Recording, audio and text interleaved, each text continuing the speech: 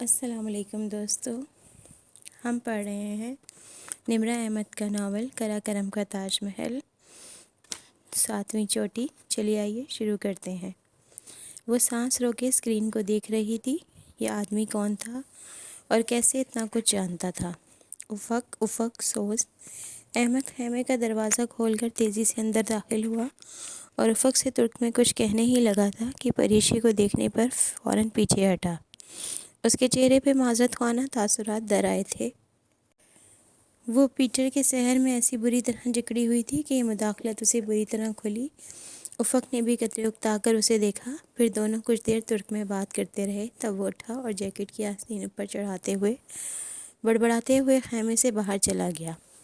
ذرا ان پورٹرز کا جھگڑا نمٹا لوں، پتہ نہیں کیا مسئلہ ہے ان کو۔ اس کے جانے کے بعد احمد نے پھر پریشے سے معذرت کی۔ معاف کرنا ڈاکٹر، وہ پورٹر میں جھگڑا ہو گیا تھا، افق اسے ہی نمٹانے گیا ہے۔ دراصل دفتر نے اس کی نگاہ اسکرین پہ پڑی۔ وہ قدرے قریب آیا، جس کرسی پہ افق بیٹھا تھا اس کی پشت کو پکڑ کر قدرے جھک کر بغور اسکرین کو دیکھا۔ اچھا تم پیٹر آنسر کھیل رہی ہو؟ کھیل رہی ہوں، وہ بری طرح چونکی۔ ہاں، it is a great game, وہ سادہ سے انداز میں بولا۔ گیم؟ پریشی کے ذہن میں الارم سا بجا۔ احمد، ادھر میرے پاس آ کر بیٹھو اور مجھے شروع سے بتاؤ کہ یہ کیسے کھیلتے ہیں۔ یہ تو بہت آسان ہے، وہ کھڑے کھڑے بتانے لگا۔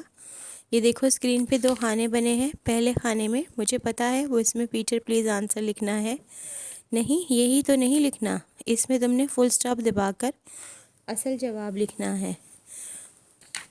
فل سٹاپ دبا کر تم جو بھی لکھو گی وہی اس جگہ اسکرین پر پیٹر پلیز آنسر ہی لکھا آئے گا۔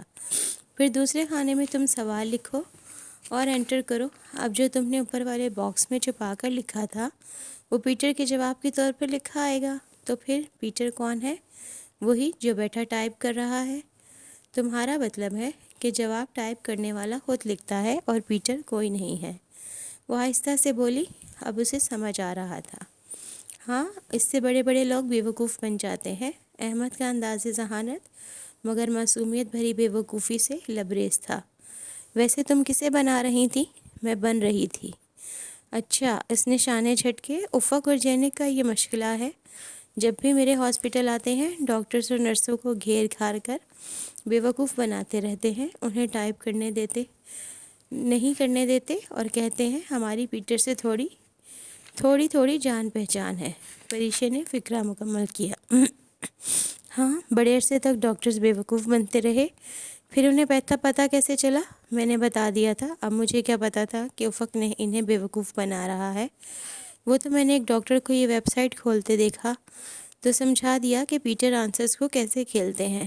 میری آنے کہتی ہے کوئی کام کی بات ہو تو سب کو بتا دیا کرتے ہیں۔ میں نے اس ڈاکٹر کو بتایا، اس نے باقی سب کو بتا دیا، اور پھر وہ جھنیپ سا گیا۔ پھر افق اور جینک نے سخت سردی میں مجھے پول میں پھینک دیا اور مارا بھی بہت۔ پریشے ہنس دی۔ چلو آج تمہارا بدلہ لیتے ہیں، تم بس افق کو مت بتانا کہ تم نے مجھے بتا دیا ہے۔ نو پرابلم، وہ شانے جھٹکتے ہوئے چلا گیا۔ افق تھوڑی دیر بعد آیا، اس کی ٹوپی اور جیکٹ پر برف کے ذرات تھے۔ وہ بازو جھاڑتے ہوئے کرسی سنبھال کر بیٹھ گیا۔ یہ پورٹرز بھی نا، خیر ہم کہاں تھے؟ اس نے اسکرین کو دیکھا۔ تو وہ تم سے عشق کرتا ہے، کون ہے وہ بڑے لاپرواہ سے انداز میں بولا۔ ابھی پتہ چل جاتا ہے، تم اس سے اس کی ہائٹ اور آنکھوں کا رنگ پوچھو۔ اب وہ افق کے ہاتھوں کی حرکت کو دیکھ رہی تھی کہ 6'1" ہائٹ اور ہنی کلرڈ آئیز۔ پیٹر کا جواب آیا۔ بس میں سمجھ گئی یہ کس کی بات کر رہا ہے۔ 6'1" ہائٹ، ہنی کلر آئیز اور کے پر نام ختم ہوتا ہے، بالکل ٹھیک، وہ خوشی سے بولی۔ اچھا، وہ ہولے سے مسکرایا۔ پھر کون ہے؟ سیف الملوک، اور کون؟ افق کے لبوں سے مسکراہٹ غائب ہو گئی۔ قطرے الجھ کر اسکرین کو دیکھا اور پھر پریشے کو۔ نہیں سیف نہیں، یہ تو سیف ہی ہے، مجھے پتا تھا وہ مجھ سے محبت کرتا ہے، مگر اتنی زیادہ کرتا ہے یہ علم نہیں تھا، اور میں کتنی لکی ہوں نا افق۔ نہیں نا، وہ جھنجھلایا۔ ضروری نہیں یہ سیف کی بات کر رہا ہو، کسی اور کا نام بھی تو کے پر ختم ہو سکتا ہے، اور کسی کا نہیں ہوتا۔ ہوتا ہے، اس نے جھلا کر کی بورڈ پر ہاتھ مارا۔ کس کا؟ میرا، اور یہ سب میں لکھ رہا تھا، سمجھی تم؟ وہ غصے سے بولا۔ اچھا، مجھے تو نہیں پتا تھا۔ پریشے نے تھوڑی دیر مٹھی جما کر معصومیت سے اسے دیکھا۔ اگر مجھے پتہ ہوتا تم سیف کے نام سے اتنے جیلس ہوگے تو بہت پہلے اس کا نام لے دیتی۔ ویسے میں تمہیں اتنی اچھی لگتی ہوں کیا؟ اس کا انداز افق کو تپانے کے لیے کافی تھا کہ وہ تمام ڈرامہ جان گئی تھی۔ سو وہ ناراضگی سے کھڑا ہوا اور کرسی کے پیچھے سے نکل کر خیمے کے دروازے کی جانب بڑھا، پھر پلٹ کر ایک خفگی بھری نگاہ اس پر ڈالی۔ ہاں لگتی ہو نا؟ کچھ نروٹھے پن، کچھ محبت سے اس نے جیسے بہت ناراضی سے اعتراف کیا۔ وہ ہنسی۔ تم اس وقت اتنے کیوٹ لگ رہے ہو، مگر میں تعریف کر کے تمہارا دماغ خراب نہیں کرنا چاہتی۔ وہ اسی طرح برا سا منہ بنا کر سر جھٹکتے ہوئے جانے لگا، پھر رک کر پوچھا، تمہیں پیٹر آنسرز کے سیکرٹ کا پہلے سے پتہ تھا؟ نہیں، یہ تو ابھی احمد نے۔ بے اختیار اس نے زبان دانتوں تلے دبا لی۔ واٹ؟ احمد نے بتایا؟ میں آج اسے زندہ نہیں چھوڑوں گا۔ گدھے نے پہلے بھی مجھے ڈاکٹروں اور نرسوں سے پٹوایا تھا۔ کدھر گیا یہ؟ وہ غصے سے بولتا خیمے سے باہر نکل گیا، اور وجہ سے احمد پر بے انتہا ترس بھی آ رہا تھا اسے، اور ہنستی جا رہی تھی۔ 8ویں چوٹی، جمعرات 11 اگست 2005۔ اس نے میس ٹینٹ کے میز پر رکھے کئی پاور بارز اور انرجی بارز اٹھا کر اپنے رکسیک میں بھر لیے اور جوتوں کے نیچے کیرپنس چڑھا کر باہر نکل آئی۔ وہاں ارسا، فرید اور افق اپنے بیک پیکس کمر پہ چڑھائے، بوٹس، کریمپس، ٹوپیاں اور گلاسز پہنے تیار کھڑے تھے۔ شیڈ پول کے مطابق کیمپ فور تک 2 پورٹر ساتھ لے کر جانا تھے، مگر شیر خان نے صبح سویرے سورج نکلنے کے وقت بغیر گلاسز لگائے رکا پوشی کا نظارہ کیا تھا، اور اب وہ سنو بلائنڈ ہو کر اپنے گھر پڑا تھا۔ ان کے پاس اتنا گیئر اور فیول نہیں تھا کہ وہ ایک دن بھی تاخیر کر سکیں۔ فرید خان جانے کے لیے تیار تھا۔ وہ بنیادی طور پر ہنسا کا باشندہ تھا، اور ہنسا پورٹر سے جسمانی اور ذہنی دونوں لحاظ سے مختلف ہوتے تھے۔ بلطوروں کے بلتی پورٹرز کو غیر ملکیوں خصوصاً یورپین پروسیسڈ فوڈ کا زیادہ تجربہ ہوتا تھا۔ افق انہیں شرپاس کا کراکرم ویژن کہتا تھا۔ پورٹرز کو گلہریوں کی طرح سردی کے لیے بہت کچھ محفوظ کرنا پڑتا ہے، جس کے باعث یہ نہ چاہتے ہوئے بھی کوہ پیماؤں کے ساتھ ان بلندیوں پر جاتے ہیں۔ کوہ پیمائی بعض لوگ پیسہ کمانے کے لیے کرتے ہیں اور بعض پیسہ خرچ کرنے کے لیے۔ جب ان چاروں نے بیس کیمپ کو الوداع کہا تو افق احمد سے گلے ملا، پھر اس کے کندھے پر ہاتھ رکھے اسے سنجیدگی سے اپنی زبان میں کچھ سمجھاتا رہا۔ احمد پہاڑ پر تقریباً 300 میٹر تک ان کے ہمراہ آیا۔ اس دوران افق مسلسل اسے کسی لیڈر کی طرح ہدایت دیتا رہا، اور احمد اپنی اصلی معصوم انداز میں تابعداری سے سر ہلاتا رہا۔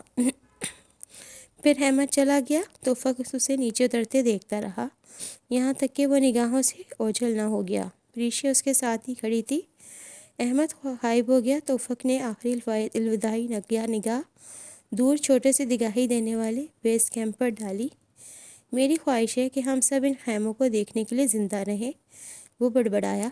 پریشا نے بے حد خوف سے اوپر برو کے گلیشیئر کو دیکھا اور دل میں دعا کی کہ خدا کرے کہ برو کو علم نہ ہو کہ کوئی دبے قدموں اس کی راجدھانی میں داخل ہو رہا ہے۔ کاش برو سوتا رہے اور وہ کبھی نہ جاگے، اور وہ اس کے تخت پر قدم رکھ کر زندہ سلامت واپس آ جائیں۔ اس کی ہراساں صورت دیکھ کر وہ مسکرایا۔ فکر نہیں کرو، ہم راکا پوشی سر کر لیں تو کریم آباد کے لوگ ہمیں گرینڈ دعوت دیں گے۔ پریشا نے ایک نظر برف میں پیوست نوکدار بیضوی کریمپس کو دیکھا جو اس کے جوتوں کے نیچے لگے تھے اور جس سے وہ برف کی پھسل نہیں سکتے تھے۔ وہ سر رکھ کر مسکرائی۔ اس کا خوف قدرے کم ہوا۔ ہاں میں نے دیکھا تھا۔ دعوت کا سن کر تم نے بڑے حریصانہ انداز میں پوری آنکھیں کھول کر انہیں دیکھا تھا۔ میری آنکھوں کو کچھ مت کہو، کچھ لڑکیاں ان پر مرتی ہیں۔ ترک لڑکیوں کا ٹیسٹ اتنا خراب ہے، مجھے ان سے ہمدردی ہے۔ اچھا ابھی لڑو نہیں، ابھی لمبا سفر ساتھ کرنا ہے۔ افق نے اپنا بھاری دستانے والا ہاتھ بڑھایا۔ پریشا نے اس کا ہاتھ تھام لیا۔ اب اس نے خود کو قدرے محفوظ تصور کیا۔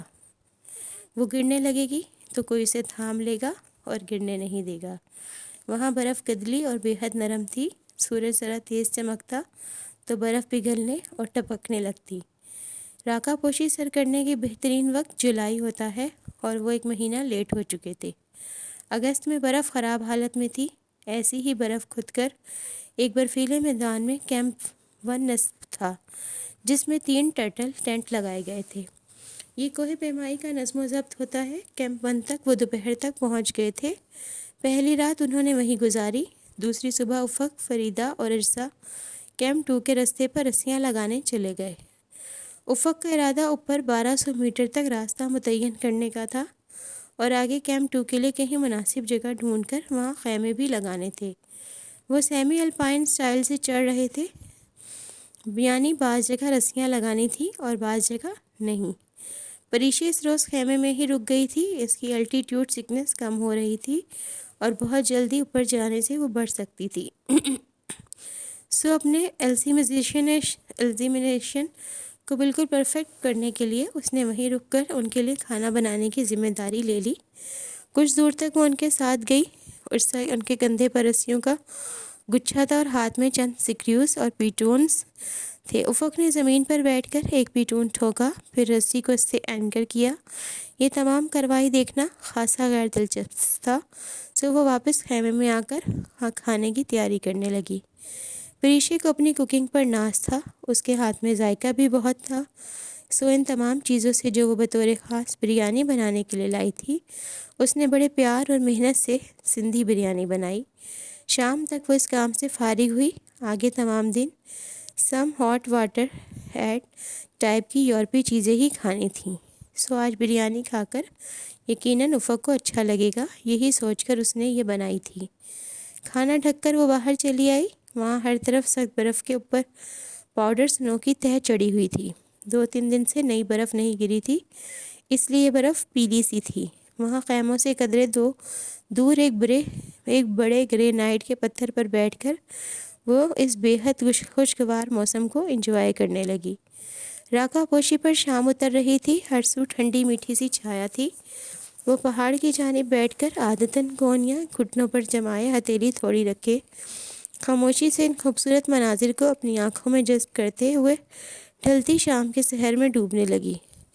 خیموں کے باہر اس بے حد تنہا اور خاموش برفیلے میدان میں اس حد تک خاموشی تھی کہ سوئی گرنے سے بھی گونج پیدا ہوتی تھی۔ وہاں کوئی نہیں تھا۔ ارد گرد موجود تمام دیو ہیکل، سیاہ و سفید پہاڑ بالکل خاموشی سے اسے دیکھ رہے تھے۔ شام کے اس پہر دنیا کا حسین ترین پہاڑ اس کی راجدھانی تھا۔ سارے کا سارا دمانی اس کا تھا۔ یوں لگتا تھا جیسے پاپا، پھپھو، سیف، نشا سب کسی دوسرے دنیا میں رہتے تھے، جہاں بلند و بانگ عمارتیں تھیں، جہاں ٹریفک کا شور اور موسیقی کی بے ہنگم آواز گونجتی تھی۔ یہ کوئی اور دنیا تھی۔ جب اس دوسری دنیا کی رات شروع نہیں ہوئی تھی، اس دنیا کی صبح ہو جاتی تھی۔ منہ اندھیرے کوہ پیما برف پر اپنے کلاڑے مارتے ہوئے 8 کلومیٹر کا وہ سفر شروع کر دیتے تھے، جس کی بلندیوں تک جاتے ان کی روحیں مچلا کرتی تھیں۔ وہ 8 کلومیٹر جو دوسری دنیا میں گاڑی پر 8 منٹ میں طے ہو جاتے تھے، پہاڑوں پر مہینوں میں ہوتے تھے۔ جستجو انسان کی فطرت ہے، اور یہی جستجو انسان کو ان 8 کلومیٹر کا سفر کرنے پر اکساتی ہے۔ وہ اسی طرح پتھر پر کتنی ہی دیر بیٹھی سوچتی رہی، کیا سیف جیسے شخص کے ساتھ وہ رہ سکتی ہی ہے، جو انسان نہیں، ایک اسٹاک ایکسچینج تھا جس کے سینے میں دل کی جگہ کیلکولیٹر نصب تھا۔ بغاوت پریشے کی سرشت میں نہیں تھی۔ صرف ایک دفعہ وہ سیف سے متعلق اپنے تحفظات پاپا کے سامنے رکھے گی ضرور۔ وہ ان کو افق سے ملوائے گی، ان کی آنکھوں سے رشتہ داروں کی اندھی پٹی کو اتارنے کی کوشش ضرور کرے گی۔ وہ بدل رہی تھی، پہاڑ اسے تبدیل کر رہے تھے۔ وہ خودکشی کرنا نہیں چاہتی رہی تھی، سیف سے منگنی ختم کرنے کا فیصلہ اس نے کر لیا تھا۔ وہ الجھنوں کے سرے تلاش کر کے ان کو سلجھانے میں لگی رہی، اور افق جس کی طرف اسے پہلے سے بے یقینی سی تھی، اب مکمل نہیں تو کسی حد تک اطمینان تھا۔ پیٹر آنسرز کھیلتے کھیلتے اس نے اعتراف کیا تھا، محبت وہ تو عشق کرتا ہے۔ اور پھر وہ خفت بھرا اظہار، ہاں لگتی ہونا۔ وہ ایک فکرہ اس کے اوپر نرم فوار برسانے لگا۔ کتنا مان، اپنائیت اور محبت تھی ایک فکرے میں۔ ہاں، ایک بیکلی بھی تھی کہ وہ براہ راست اظہار کیوں نہیں کرتا، 3 لفظ کیوں نہیں کہہ سکتا تھا۔ شاید کبھی اس نے حنادے کو یہ بات کہی ہو، پتہ نہیں ان کی محبت کی شادی تھی بھی، یا یہ بات وہ افق سے نہیں پوچھ سکتی تھی۔ پھر اسے ایک دم خیال آیا۔ اس نے جھٹ اپنی پاکٹ سے ٹرانسمیٹر نکالا، اس کا میگزیم بس 2 بٹن کا تھا اور اس نے ٹرانسمٹ بٹن دبایا۔ تھوڑی دیر بعد احمد لائن پر تھا۔ Good afternoon from base camp doctor, کیسی ہو؟ احمد کی آواز سن کر خوش ہوا تھا۔ کیمپ 1 کے باہر برف پر بیٹھی ہوں، باقی سب روٹ فکس کرنے گئے ہیں۔ میں نے چاول بنائے ہیں، تم سناؤ بیس کیمپ کیسا ہے؟ تمہیں یاد کر رہا ہے اور خاصا اداس ہے۔ سب ٹریکرز اور پورٹر سوائے شفالی کے جا چکے ہیں۔ میں بور ہو رہا تھا، اچھا کیا کال کر لی۔ تمہاری ای میلز آئی ہوئی ہیں۔ تم نے اپنا ای میل اور پاسورڈ میرے پورٹل میں محفوظ کر دیا تھا، مگر قسم لے لو میں نے کوئی ای میل نہیں کھولی۔ اوفو، کر لو چیک اور میری طرف سے جواب لکھ دو۔ وہ اسے ای میلز کے جواب لکھوانے لگی، پھر قدرے سوچ کر بولی، احمد ایک بات پوچھوں؟ ہاں پوچھو۔ ڈاکٹر تمہاری بیوی؟ اوہو ضروری نہیں، میں تم سے میڈیکل کے متعلق پوچھوں۔ میں کچھ اور پوچھنا چاہ رہی تھی، پھر قدرے توقف سے بولی، تمہیں ہنادے یاد ہے؟ کون ہنادے؟ پریشے کو حیرت ہوئی۔ افق نے ہنادے کو اپنی بیوی بنایا تھا اور اس کا اتنا اچھا دوست اس بات سے لا علم تھا۔ افق کی بیوی ہنادے؟ اچھا، میں سمجھا تم حوا کی بات کر رہی ہو، حضرت حوا کی، جن کو انگلش میں ایف اور ترک میں ہنادے کہتے ہیں۔ پریشے کا دل سر پیٹ لینے کو چاہا، اپنا نہیں احمد کا۔ ہاں وہی، تمہیں یاد ہے کیسی تھی وہ؟ خوبصورت تھی۔ اور تم کیوں پوچھ رہی ہو؟ پریشے سٹ پٹا گئی، وہ اتنا سیدھا نہیں تھا جتنا وہ سمجھ رہی تھی۔ وہ یوں ہی افق اس کو یاد کر کے اداس ہو جاتا ہے نا۔ یہ تم سے کس نے کہا؟ احمد کے لہجے میں حیرت تھی۔ افق نے۔ وہ مذاق کر رہا ہوگا، وہ تو اس سے شادی بھی نہیں کرنا چاہتا تھا۔ مگر کیوں؟ اسے کرید ہوئی، اسے کسی اور سے محبت تھی۔ پریشے کا دل ڈوب کر ابھرا، کس سے؟ کیا واقعی کرامن ہمالیہ کے پہاڑوں پر پریاں اترتی ہیں؟ افق کو جانے کتنے برسوں سے ان پریوں کی تلاش تھی۔ وہ کیٹو کے روپل فیس کے بیس کیمپ کا ٹریک بہت بار یاد کیا کرتا تھا۔ کیٹو کے کا نہیں، نانکا پرکت کا روپل فیس ہوگا۔ اس نے بمشکل اسٹوپڈ کہنے سے خود کو روکا۔ ہاں وہی، وہاں بیال کیمپ سے فری میڈوز کے درمیان اس نے سن رکھا تھا پریاں اترتی ہیں اور رات کو سیاحوں کے پاس آ کر انہیں گیت سناتی ہیں۔ وہ ہر بار پاکستان آنے پر روپل فیس کا ٹریک ضرور کرتا، حالانکہ میں نے کہا بھی تھا کہ اسٹوپڈ آدمی، پریاں وغیرہ کچھ نہیں ہوتی، ایویں سیاحوں کو بیوقوف بناتے ہیں۔ مگر افق اور جینک تو پاگل ہیں۔ افق پریوں کو ڈھونڈنے ہر گرما میں پہاڑوں میں نکل جاتا تھا، اور افق جینک کے بغیر جائے یہ تو ہو ہی نہیں سکتا۔ پھر اب جینک کیوں نہیں آیا؟ اس کو توماس کے باس نے کام میں پھنسا رکھا ہے۔ جینک بڑا خبیث آدمی ہے، کہہ رہا تھا احمد دعا کرو کہیں زلزلہ، طوفان یا سیلاب آ جائے، میں ریلیف ایکٹیویٹی کے بہانے نہیں انقرہ سے نکلوں۔ احمد زور سے ہنسا، اور وہ ہنادے اس سے شادی نہیں کرنا چاہتا تھا، تب اس کے بارے میں اتنا حساس کیوں ہے؟ اس کے ذہن کی سوئی وہیں تھی۔ اس کی بیوی تھی نا، جیسی بھی تھی، مرے ہوئے کو کچھ نہیں کہا کرتے۔ ویسے بڑی عجیب سائیکو کیس تھی، بہت میک اپ کرتی تھی۔ سلمہ کہتی تھی افق نے لگتا ہے کسی پیسٹری سے شادی کی ہے۔ اچھا، کچھ سوچتے ہوئے اس نے ریڈیو کو دیکھا، پھر الوداعی کلمات کہہ کر سلسلہ منقطع کر دیا اور احمد کی باتوں پر اثرنو غور کرنے لگی۔ اس کے سامنے آسمان پر سرخ اور سرمئی بادلوں کے درمیان خالی جگہوں سے ڈھلتے سورج کی آخری نارنجی شعاعیں جھانک رہی تھیں۔ دور نارکر پربت کی بادلوں نے ڈھانپ لیا تھا، وہ بادل اب یقیناً قراقرم کی جانب بڑھنے لگے تھے۔ خدا کرے یہ ہمیں بائی پاس کر کے گزر جائیں اور موسم خراب نہ ہو۔ وہ دعا کرتے ہوئے اوپر پہاڑ پر نگاہیں دوڑاتی ان تینوں کا انتظار کر رہی تھی۔ شام ڈھلنے کے ساتھ ساتھ درجہ حرارت گر رہا تھا، سردی بڑھتی جا رہی تھی۔ پھر رات کا اندھیرا پوری طرح پھیل گیا تو اسے تھکے تھکے قدموں کی آہٹ اور باتوں کی آواز سنائی دی۔ وہ تینوں آگے پیچھے برف پر چلتے اس کی جانب آ رہے تھے۔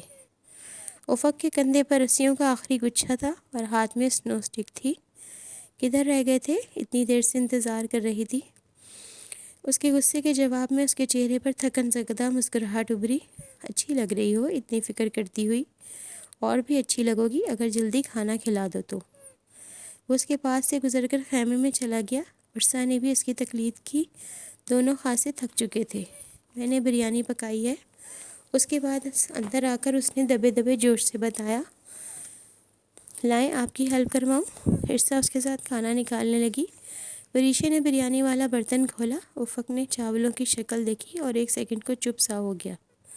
چلو ذائقہ اچھا ہوگا، افق کا مطلب تھا کہ شکل اچھی نہیں۔ میری کوکنگ پوری فیملی میں مشہور ہے، بے شک نشا سے پوچھ لو، اس نے جتایا۔ ہمارے ہاں یہ اعزاز احمد کی بیوی سلمیٰ کو حاصل ہے۔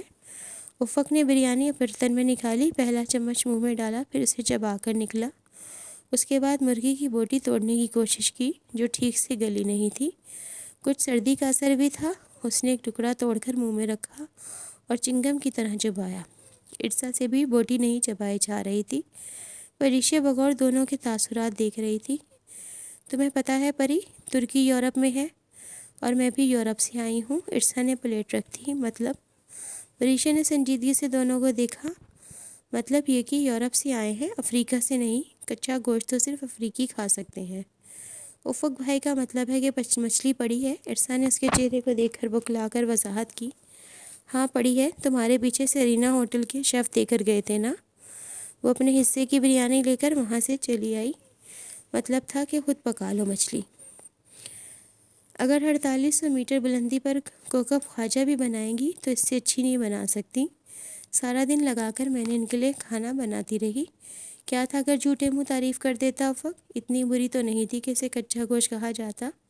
اسے سچ مچ رونا آ رہا تھا۔ ٹھیک ہے مسالے تیز، بلکہ اچھے خاصے تیز، اور گوشت ٹھیک سے گلا نہ تھا، مگر چپ کر کے کھاتے رہتے میرا دل رکھنے کو۔ اتنے اسٹریٹ فارورڈنس اچھی کی کیا ضرورت تھی؟